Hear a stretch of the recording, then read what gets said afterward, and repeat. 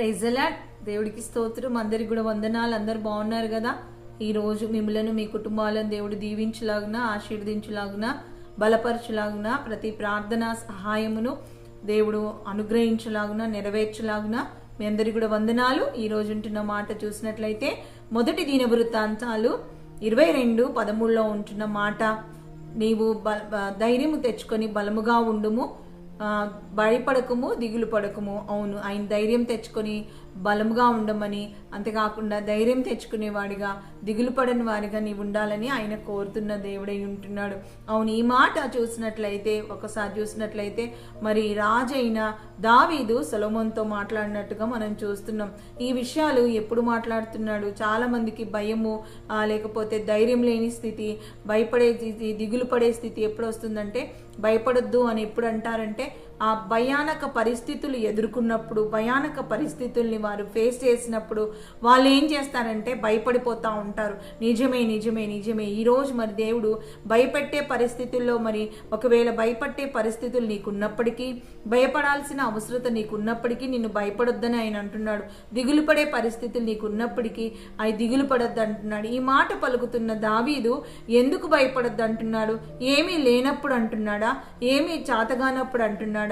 ఏ దిక్కులేని స్థితిలో అంటున్నాడా అంటే అక్కడ చూస్తే అది కాదు. నిజమే, దావీదు భక్తుడు అంటున్న మాట ఏమంటే, దావీదుకి ఒక కోరిక ఉందంట, ఒక ఆశ ఉందంట, ఒక నిర్ణయం కలిగి ఉన్నాడు. దావీదు ఒక ప్రణాళిక కలిగి ఉన్నాడు.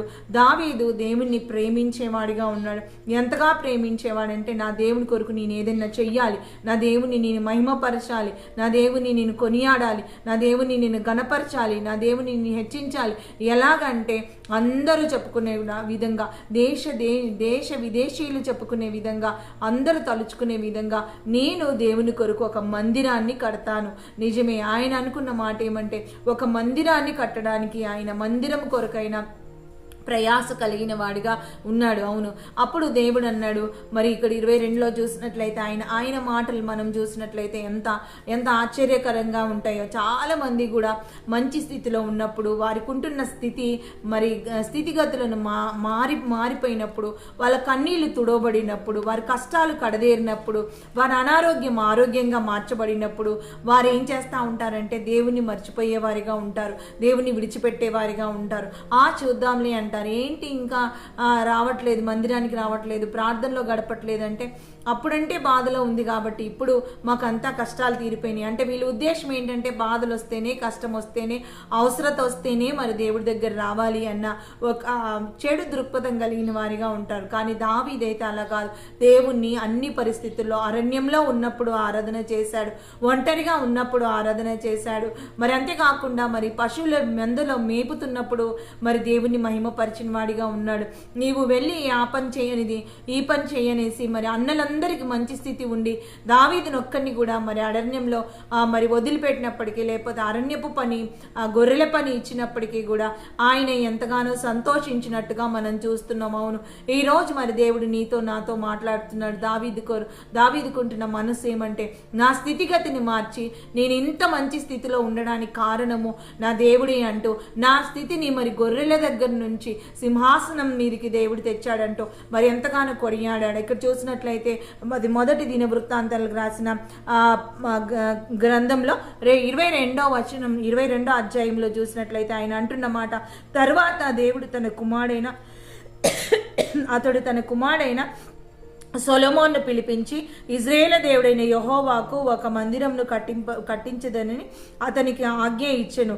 మరియు దావీదు సొలొమోనుతో ఇట్లనెను, నా కుమారుడా, నేను నా దేవుడైన యెహోవా నామఘనత కొరకు ఒక మందిరంను కట్టించదని నా హృదయమందు నిశ్చయము చేసుకొని ఉండగా. అవును, ఆయన హృదయమందు నిశ్చయం చేసుకుంటే దేవుడు ఏమన్నాడు అక్కడ చూసినట్లు, యెహోవా వాక్కు నాకు ప్రత్యక్షమై ఈలాగు సెలవిచ్చాను, నీవు విస్తారముగా రక్తము ఒలికించి గొప్ప యుద్ధములు జరిగించిన వాడవు, నీవు నా నామమునకు మందిరమును కట్టించకూడదు, నా సన్నిధిని నీవు విస్తారముగా రక్తము నేల మీదికి ఒలికించితివి, నీకు పుట్టబో ఒక కుమారుడు సమాధానకర్తగా నుండును, చుట్టూ నుండు అతని శత్రువులనందరినీ నీతో తోలివేసి అతనికి సమాధానము కలుగజేసెదను. అందువలన అతనికి సొలొమోను అను పేరు పెట్టుదువు అని అతని దినములలో ఇజ్రాయేలుకు సమాధానమును విశ్రాంతియు దయచేయుదును. అతడు నాకు నామమున ఒక మందిరమును కట్టించును. అవును, నీవు కట్టించద్దు, నీ కుమారుడు కట్టిస్తాడు. నా నామం పేరట నీ కుమారుడు కట్టిస్తాడు. దావీదుకి ఎంత ఉన్నతమైన ఉద్దేశం ఉందంటే ఆయన అంటున్న మాట అక్కడ చూసినట్లయితే ఆయన ఏమంటున్నాడంటే, దేవుడు ఏమంటున్నా అక్కడ చూసినట్లే నీ ధర్మశాస్త్రంను అనుసరించి ఆయన అంటున్న మాట ఏమంటే ఒకసారి 22:10 అతడు నా నామమున మందిరంను కట్టించును, అతడు నాకు కుమారుడయుండును, నేను అతనికి తండ్రినై యుందును. ఇజ్రాయేలు మీద అతని రాజ్య సింహాసనమును నిత్యము స్థిరపరచుదును. నా కుమారుడు యెహోవా నీకు తోడై ఉండునుగాక. నీవు వర్ధిల్లి నీ దేవుడైన యెహోవా నిన్ను గూర్చి సెలవిచ్చిన ప్రకారం ఆయన నాకు మందిరంను కట్టించుదు అనేను.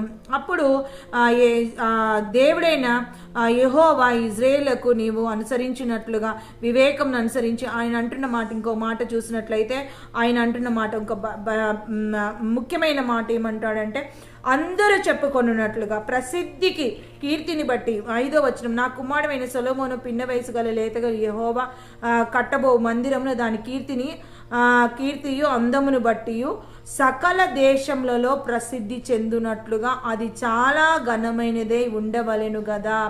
దానికి కావలసిన సాధన రాశిని స్థిరపరిచేదనని చెప్పి దావీదు తన మరణమునకు ముందు విస్తారముగా వస్తువులను సమకూర్చి ఉండెను.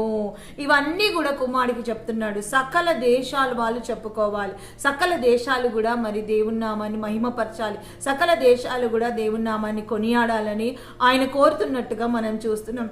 ఇక్కడ చూసినట్లయితే దావీదు అంటున్న మాట, నువ్వు ధైర్యం తెచ్చుకో, భయపడద్దు, నువ్వు ఎంత మాత్రం కూడా దిగులు చెందకు అంటున్నాడు. ఈ మాట కూడా చూసినట్లయితే 22వ అధ్యాయం 13లో ఆయన ఏమంటున్నాడంటే, యెహోవా ఇజ్రాయేలును గూర్చి మోషేకు ఇచ్చిన కట్టడల ప్రకారముగాను ఆయన తీర్చిన తీర్పుల ప్రకారముగాను జరుపుకొనుటకు ఒక జాగ్రత్త పడిన ఎడల నీవు వృద్ధి పొందుదువు. ధైర్యము తెచ్చుకొని బలముగా నుండుము, భయపడకుము, దిగులు పడకుము అంటూ, ఇదిగో నేను నా కష్టస్థితిలోను ప్రయాసపడి యెహోవా మందిరము కొరకు 2 మనుగుల బంగారమును 10 కోట్ల మనుగుల వెండిని తూచ సఖ్యము కానంత విస్తారమైన ఇత్తడిని ఇనుమును సమకూర్చి ఉన్నాను.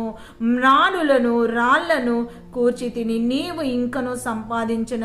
ఇక్కడ అంటున్న మాట ఏమంటే, విస్తారమైన దేవదారు మరి మ్రానులను లెక్కింపలేనంత ఇనుమును, లెక్కింపలేనంత ఇత్తడిని, మరంతే 2 లక్షల మనుగుల బంగారమును ఆయన ఇక్కడ సమకూర్చినట్టుగా మనం చూస్తున్నాం. ఆయన 2 లక్షల బంగారమును ఇచ్చి, అంతే 2 లక్షల మనుగుల బంగారమును, అంతేకాకుండా 10 కోట్ల మనుగుల వెండిని ఆయన అక్కడ సమకూర్చినట్టుగా మనం చూస్తున్నాం. అవును, దేవుడు మరి దావీదు మరి ఇంత సమకూర్చిన తర్వాత ఆయన అంటున్న మాట ఏమంటే, నువ్వు భయపడద్దు, దిగులు పడద్దు. చాలా మంది కూడా ఇదే అనుకుంటా ఉంటారు, చాలా మంది కూడా ఇలాగే అనుకుంటా ఉంటారు. నాకు భయము ఎప్పుడంటే, నాకు ధనముంది కాబట్టి భయం లేదు, నాకు ధనముంది కాబట్టి మరి నాకు దిగులు లేదు అనుకుంటా ఉంటారు. లేదు, నీకు ధనమున్నా బలమున్నా లేకపోయినా కానీ దేవుడు నీ పక్షాన ఉండాలి, దేవుడు నిన్ను దీవించాలి, దేవుడు నిన్ను ఆశీర్వదించాలి. నీ దేవుడు నీ కొరకు ఎన్ని సిద్ధపరిచి, అంటే దావీదు అన్ని సిద్ధపరిచి సొలొమోనుతో ఈ మాట అంటున్నాడు, భయపడకు, దిగులు పడకు అంటున్నాడు.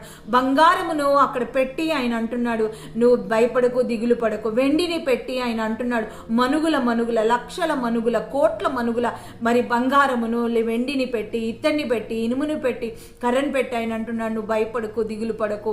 అవును, అవన్నీ ఉన్నాయి, నువ్వు చేయవలసింది అన్నిటితో నువ్వు చేయాలి అంటున్నాడు. పనికి వాళ్ళు ఉన్నారు, అంతేకాకుండా మరి పని చేసే పని వాళ్ళు ఉన్నారు, నైపుణ్యం కలిగిన శిల్పకారులు ఉన్నారు. వీరందరినీ కూడా ఇస్తూ నువ్వు భయపడద్దు, దిగులు పడకు. ఈరోజు దేవుడు నీతో అదే అంటున్నాడు. నీవు అన్నీ ఇస్తూ, ఆయన అన్నీ ఇచ్చి కూడా ఆయన అంటున్నాడు, నీ కొరకు ఎన్నో ఆశీర్వాదాలు ఆయన దాచిపెట్టాడు. ఎన్నో దీవెనలు ఆయన దాచిపెట్టాడు. దావీదు సొలొమోనుకి దాచిపెట్టినట్టు, దావీదు సొలొమోనుకి ఏర్పాటు చేసినట్టు, దావీదు సొలొమోనుకు మరి సొలొమోను కొరకు సమకూర్చినట్లు మందిరము సొలొమోనుకి ఏ కష్టం లేకుండా మందిరము సొలొమోను కట్టాలంటే అది దేవుడి వాక్కు కాబట్టి అది జరగాలంటే ఇవన్నీ కూడా సమకూర్చబడాలని దావీదు ముందుగానే ప్రణాళిక కలిగి ఉన్నట్లు దేవుడు నీ పక్షాన ప్రణాళిక కలిగి ఉన్నాడు. ఉన్నతమైన ఉద్దేశాన్ని కలిగి ఉన్నాడు. ఉన్నతమైన ధనాన్ని, ఉన్నతమైన లెక్కించలేని ధనాన్ని, బలాన్ని, అంతేకాకుండా మరి బలగాన్ని, ఆయన పనివాళ్ళను, మరి వెండిని, బంగారాన్ని అన్నిటిని కూడా సమకూర్చాయని అంటున్న మాట ఏమంటే ఈ రోజు నువ్వు భయపడద్దు. అవును ప్రియ దేవుడి బిడ్డ, దేని బట్టి భయపడుతున్నావో దేవుడు నీ కొరకు ఎన్నో ఆశీర్వాదాలు దాచిపెట్టాడు. ఎంతో విలువైన బంగారాన్ని, ఎంతో విలువైన వెండినే చూస్తున్నావు కదా, అంతకంటే విలువైన దేవుడు నీకు ఉన్నాడు. ఆయన వాగ్దానం ఉంది, ఆయన మాట ఉంది, ఆయన నెరవేర్చే దేవుడు ఉంటున్నాడు. ఈరోజు దావీదు ఏ విధంగా అయితే దాచిపెట్టి మరి అవన్నీ కూడా సమకూర్చి మరి సొలొమోనుకి ధైర్యపరిచినట్టు దేవుడు దావీదు పక్షాన దావీదులాగా నిలబడి సొలొమోనుగా ఉంటున్న నీతో ఆయన మాట్లాడుతున్నాడు. సొలొమోనుగా ఉంటున్న నిన్ను ఆయన బలపరుస్తున్నాడు. ఈరోజు ఎవరిదైతే మ్యారేజ్ డే, బర్త్డే సెలబ్రేషన్ ఉందో వాని దేవుడు ప్రత్యేకంగా దేవుడు దీవించలాగున, మెమరబుల్ డే ఎవరిదైతుందో వాని దేవుడు దీవించలాగున, అంతేకాకుండా ప్రతి అవసరత తీర్చబడలాగున, అప్పులు కొట్టివేయబడలాన, ఉద్యోగ వ్యాపారాల్లో చేతి పనిలో దేవుడు తోడుగా ఉండాన, గర్భఫలం దేవుడు అనుగ్రహించలాగున, మరి అంతేకాకుండా చదువులో దేవుడు జ్ఞానం ఇచ్చేలాగున, అన్ని విషయాలు ఆరోగ్య విషయంలో దేవుడు ఆదుకొనిలాగున, సమాధానం ఇచ్చేలాగున, నెమ్మదినిచ్చేలాగున మనందరూ కూడా ముందుకొస్తూ చిన్న ప్రార్థన చేసుకొని దేవుడు గొప్ప నామాన్ని మహిమపరదాం. స్తోత్రం యేసయ్య, ఈరోజు నీ కొందనాలు, స్తుతులు, స్తోత్రాలు. ఈ దినమున నాయన మీరు మాట్లాడిన ప్రతి మాటను బట్టి నీ కొందనాలు ప్రభా. భయపడొద్దన్నావయ్యా, దిగులు పడొద్దన్నావు తండ్రి. భయం లేకుండా, దిగులు లేకుండా ప్రభా నిన్ను కొనియాడే వారిగా మమ్మల్ని చేయమని ప్రభా, నిన్ను మహిమపరిచే వారిగా మమ్మల్ని చేయమని ప్రభా. యేసయ్యా నీ సాక్షులుగా మమ్మల్ని ఉంచమని ప్రభా. అయ్యా భయపడద్దు, దిగులు పడొద్దని, ఏమీ లేని స్థితిలో కాకుండా అన్నీ పెట్టి భయపడద్దు, దిగులు పడొద్దు అన్నావయ్యా. యేసు నామంలో నీవైతే ఏదైతే మా కొరకు సమకూర్చావో అయ్యా, కంటివి కనపడవు, చెవికి వినపడవు, అగమ్య గోచరమైన సెలవిచ్చిన దేవుడు తండ్రి, వాటన్నిటిని మేము స్వతంత్రించుకోవడానికి, వాటన్నిటిని పొందుకునే కృపను దయచేయమని మమ్మలను మా దినచర్యనంతా నీ చేతులకు అప్పచెప్తూ, ప్రయాణాలు నీ చేతులకు అప్పచెప్తూ, మా ప్రార్థన సహాయమడిన ప్రతి బిడ్డనైనా నీ చేతులకు అప్పచెప్తూ, నీతిమంతుల పరిశుద్ధుల ప్రార్థనలన్నీ నెరవేర్చలాగున ప్రభా. ఈ దినచర్య అంతట్లో ప్రభా, ఈ మాట వింటూ చూస్తున్న ప్రతి ఒక్కరు దీవించ, వారి కుటుంబాలు దీవించబడాలి, వారి పిల్లలు వర్ధిల్లాలి ప్రభా, వారికి మంచి